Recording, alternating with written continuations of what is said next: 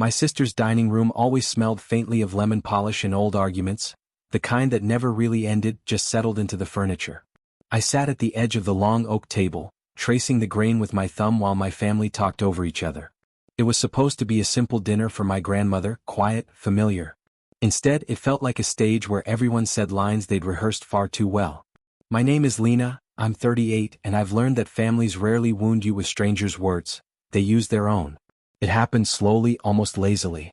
My niece, 16, sharp-tongued in the way teenagers practice in mirrors, leaned toward her friend and whispered just loud enough for me to hear, "She thinks she's special because she's childless and rich." The word childless hit differently. Not cruel, just casual. Thoughtless. Lightweight in her mouth, heavy in mine. My dad laughed, really laughed. The kind where his eyes watered, and he slapped the table like the joke had saved his life. I didn't say anything. Not because I couldn't. Because there was nothing left worth offering. I stood up, smoothed my skirt and kissed my grandmother on the forehead. She held my hand a second longer than usual, as if she sensed the shift no one else noticed. "I'll see you later," I whispered. But I wouldn't. Outside, the night air felt different, cooler, clearer, almost relieved to see me. I drove home without music, the road empty except for my own thoughts keeping pace beside me. Families don't always scream when they break. Sometimes they just loosen. I slept easily that night for the first time in months. The next morning, every college account I had funded, every single one, sat at zero. Not withdrawn. Emptied. At first, I thought it was a banking glitch. Some temporary error that would reverse itself once I refreshed the page. I clicked again. And again. Then I checked another account and another. All zeros. Clean, precise, intentional. Not a mistake.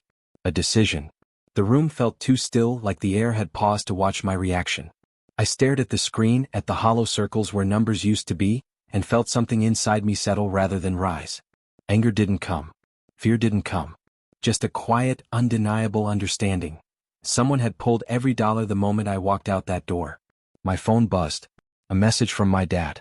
"We need to talk." Nothing else. No apology. No confusion. No explanation. I made coffee slowly, deliberately, grounding myself in the ordinary, warm mug, steady hands, tile floor cool beneath my feet. I'd spent years contributing to those funds. My sister's kids, my brother's twins, even my niece who had whispered that line. I told myself it was generosity. Support. Family. But maybe it had been something much simpler. Hope. A hope that investing in them would create a version of family that held. The coffee tasted bitter today. By 10 a.m. my sister called. I didn't answer. Then my dad called again. And again. 6 times. Their insistence didn't sound like concern, it sounded like control slipping through fingers. Finally my grandmother left a voicemail, her voice soft, strained. "Honey, please call me back. I think something happened last night after you left." Something happened. They happened. I opened my laptop again and scrolled to the transaction history. Every withdrawal had the same authorization code.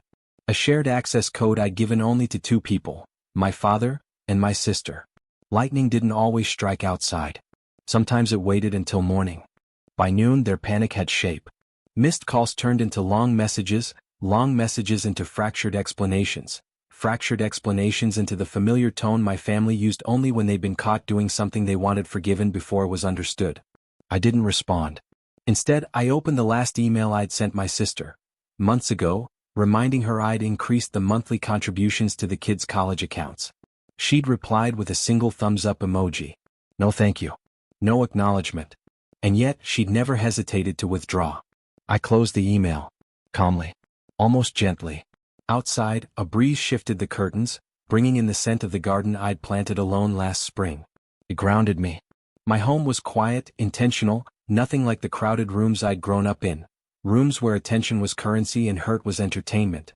My father called again. This time I answered. His voice came fast. Too fast. "Lena, listen, your sister didn't mean to upset you. The kids didn't mean it either. You know how teenagers are."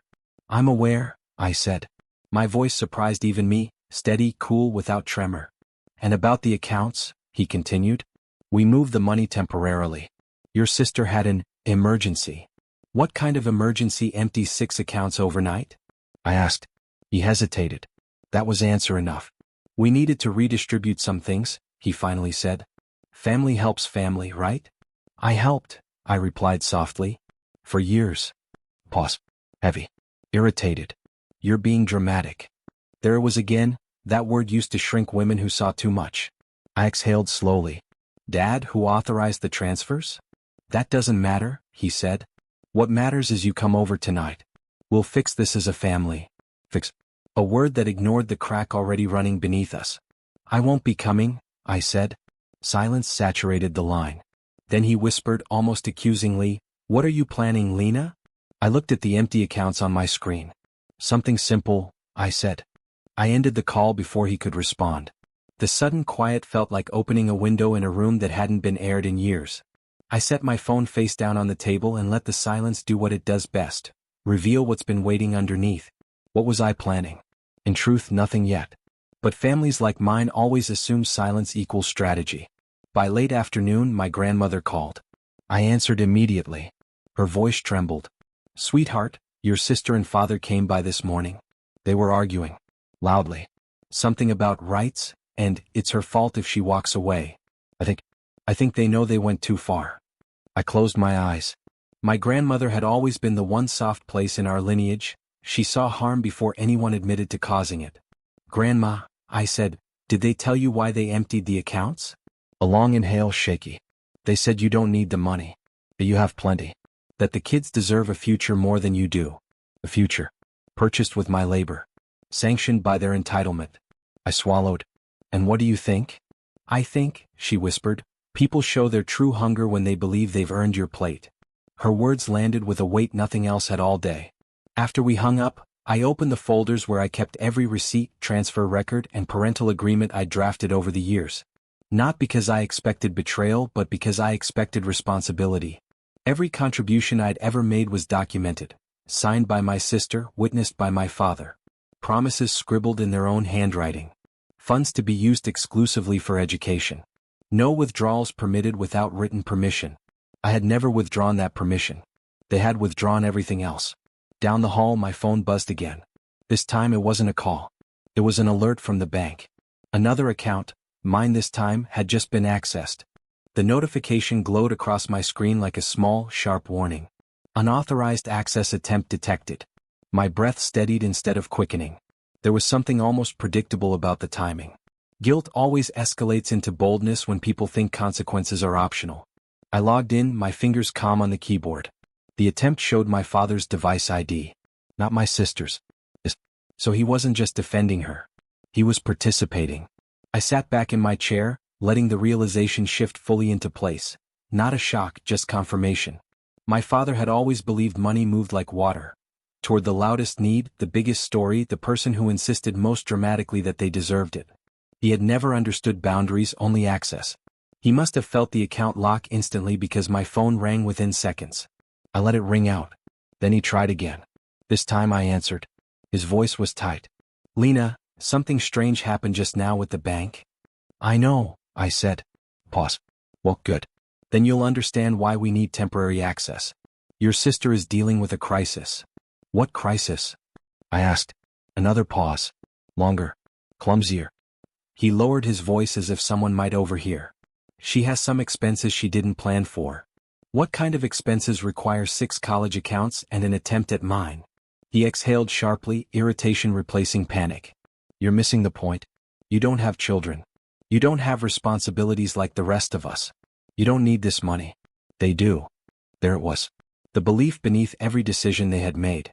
Dad, I said quietly, those were the kids' futures. Not her emergency fund. She's their mother, he snapped. She decides what they need. No, I said. Legally she doesn't. He went silent. You wrote your name on those agreements, I continued. You witnessed every rule she broke. He finally asked, voice cracking in the smallest way, Lena, what are you going to do? I looked at the documents spread across my desk. Something fair, I said. I spent the next hour assembling everything. The agreements, the transfer histories, the timestamps showing exactly when the withdrawals had been made. There was no chaos in the work, only clarity. This wasn't retaliation. It was documentation. A map of choices they'd made long before they realized I could redraw the borders. Outside, dusk settled quietly, turning the windows into mirrors. My reflection looked different tonight, steadier, almost distant, like someone stepping fully into a truth they'd been circling for years. My grandmother called again. Her voice was softer this time. "Honey, your sister came by again." She was yelling. Something about how you can't do this to them. I didn't understand. I did. "Grandma, don't worry," I said. "Everything is fine." But fine had changed definitions. After we hung up, I opened a new email draft and attached every document. Not to my father. Not to my sister. To the financial institution overseeing the college trusts. They were designed to protect the children's futures, not the adults' impulses. In the subject line I typed, "Formal notification of unauthorized withdrawals." Before sending, I sat still for a moment, letting the silence settle around me. This wasn't anger. It wasn't revenge. It was alignment. A quiet shift back into balance. My phone buzzed once more, this time with a message from my niece. The same niece who'd whispered that line at dinner. "I didn't mean what I said last night. Mom is freaking out. Can you please fix whatever you're doing?" I reread it twice. There was something revealing in her wording. She wasn't asking for understanding. She was asking for reversal. Restoration. A return to the system where I gave and they consumed without thought. I typed back, "Your future is not lost. It's just protected from mismanagement now. No anger. No blame. Just truth." And then I hit send on the email to the trust administrators. Within minutes they responded. "We've initiated a full freeze and investigation." Balance had begun. The freeze triggered exactly what I expected. A tidal wave of calls, messages, and half-formed apologies wrapped in panic. My father tried first, 3 rapid calls, then silence, then a long text about family unity and handling things internally. My sister tried next, her messages oscillating between anger and pleading, as if one tone might unlock the outcome she wanted. I didn't respond. By evening they were at my doorstep. I watched them through the peephole, standing side by side in a way they rarely did. My father's jaw was tight, my sister's arms crossed, a united front built not from love, but from fear of accountability. I opened the door just enough to meet their eyes. "We need to talk," my father said. "No," I answered calmly. "You need to listen." He blinked, stunned by the firmness in my tone. My sister stepped forward. "You didn't have to involve lawyers or banks. We could have handled this as a family." "You handled it as a family," I corrected. "I'm simply responding as the person who funded the accounts." Her irritation surged. "It was a temporary loan." "Then why hide it?" I asked. She looked away. My father cleared his throat. "Lena, your sister is under a lot of pressure. You have more than enough. You don't even have children," I finished for him. "Yes." I heard that part clearly last night. Something flickered in his expression, surprised that I'd felt it as deeply as I had. I stepped outside, closing the door behind me so the conversation belonged fully to the present, not to the hallway where memories lingered. "I'm not punishing the kids," I said. "I'm protecting what belongs to them. You misused their futures." My sister's voice cracked. "You're ruining everything." "No," I said softly. "I'm revealing everything." The porch light flickered, humming above us, an odd, steady reminder of what truth can illuminate when spoken plainly. My father lowered his gaze first. A small collapse. A necessary one. My father exhaled, long and uneven, as if something inside him finally recognized there would be no negotiation tonight. My sister's eyes darted between us, searching for an angle, a softness, a way back into the version of me she relied on, the one who funded everything quietly, endlessly, unquestioningly. That version was gone. "The trust administrators will restore the accounts," I said. "Directly. Every dollar will return to the children's names, not yours." My sister swallowed. "And us?" "You misused restricted funds," I replied gently. "You won't have access anymore." Her face crumpled, not in remorse but in disbelief, as if consequences were a language she'd never been forced to learn. My father stepped closer. "Lena, we made a mistake." I tilted my head. Which part? The insult? The laughter? The withdrawals? Or the attempt at my accounts this morning? He didn't answer. Not because he didn't know, because every answer incriminated him. I opened the door halfway, not as an invitation but as closure. Behind me the house felt steady, grounded, like a place that finally matched the person living in it. "You asked what I was planning," I said quietly. "The truth is, nothing dramatic. No revenge. No public scene. Just accountability." My sister wiped her cheek with the back of her hand. "Dad said you'd calm down?" I did, I said. Calm is what happens when you stop giving people permission to hurt you. They stood there in the soft glow of the porch light, looking smaller than they ever had, two people accustomed to taking from the quietest person in the room, now facing the quiet they could no longer control. I stepped back inside. Before closing the door fully, I added, "The kids will still have a future. You just won't be the ones deciding it." My father whispered, "Lena, what do we do now?" I met his eyes. "You rebuild," I said. "Without my contributions. Without my silence." The door closed with a gentle click. No anger, just certainty.